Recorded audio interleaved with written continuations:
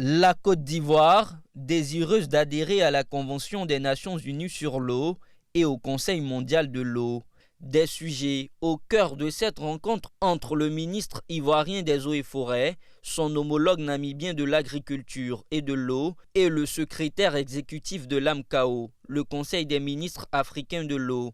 La Namibie, premier pays d'Afrique australe adhérant à la Convention des Nations Unies sur l'eau, s'engage à soutenir la candidature de la Côte d'Ivoire. I wanted to congratulate the Honourable Minister for having taken the decision to join. Je voudrais féliciter la Côte d'Ivoire pour cette volonté de joindre l'organisation. Cela représente un signal fort de l'engagement de la République de Côte d'Ivoire. Je peux donc vous rassurer du soutien indéfectible de la Namibie.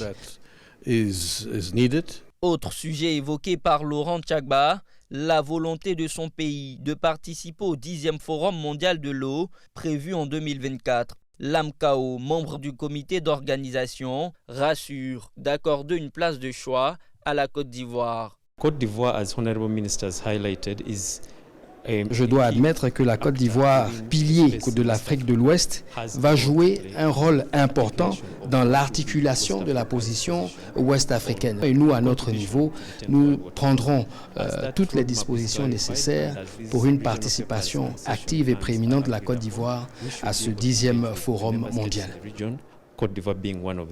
L'eau va être dans un très très proche avenir une denrée rare. La Côte d'Ivoire a besoin d'anticiper pour que la gestion intégrée des ressources en eau soit maîtrisée de manière à ce que la Côte d'Ivoire puisse être à l'abri des conflits que beaucoup de régions commencent à avoir dans le cadre de la gestion des bassins. Cette rencontre tripartite s'est tenue en marge de la 7e conférence africaine sur l'eau et l'assainissement qui se déroule à Swakopmund en Namibie jusqu'au 11 novembre 2023. C'est l'un des plus grands rendez-vous du continent, réunissant des experts autour des questions liées à la raréfaction des ressources en eau et aux problématiques d'assainissement.